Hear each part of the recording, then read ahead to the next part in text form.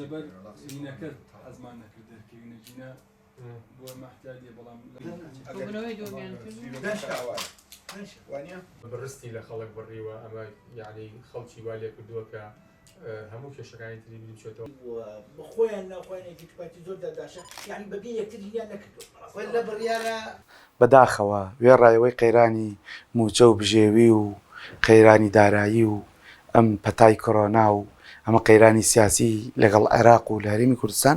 قەیرانی زینی وەردەش هاتۆتە سەر کە بەداخەوە ئەو بە شێرێمی کوردستان کەوتۆتە بەردەم هەڕەشەیەکی جددی و مەترسیەکی جددی کە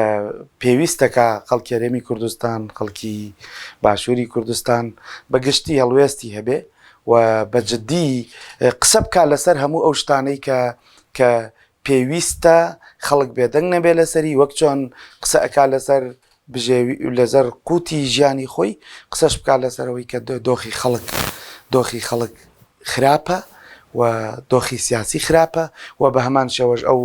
ئەو مەترسیە جددیە کە جارێکتر هەرێمی کوردستان قاتەوە بەردەم جەنگ و جارێکتر هەرێمی کوردستان قاتەوە بەردەم مەترسی.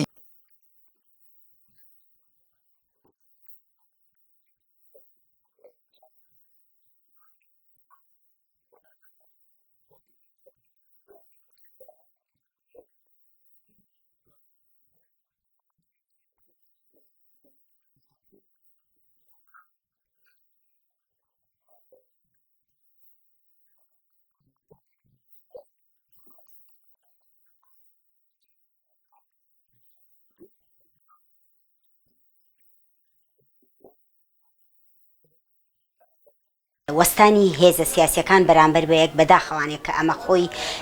کۆمەڵگەی کوردی زۆر تاڵاومان چەشتووە بە دەست شەڕی ناوخۆوانێ لەبەرەوە ئێمە ئەم گروپەمان دروست کرد و ئامانجمان ئەوەیە کە هەم ئەو سوپایانە ئەو هێزانە بکشێنەوانێ هەم ئەم دوو حیزبەکە هێزیان بەرامبەر بە یەکداناوە واز لەوە بێنن چونکە ئەمە لە مەسلحەتی خەڵکانیە جگەلەوەی کە برسێتی و نەهامەتی و هەژاری جارێکتر بڵاو ئەکاتەوە کە خۆشمان لا قەیرانان خۆیان ناخۆیانێکی توپاتی زۆر داداشە یعنی بەبێ یەکتر هیان نەکردووە لە بڕیارە دەسەڵات حکوومەت وارە بەس لە هەڵوێستا هەمویان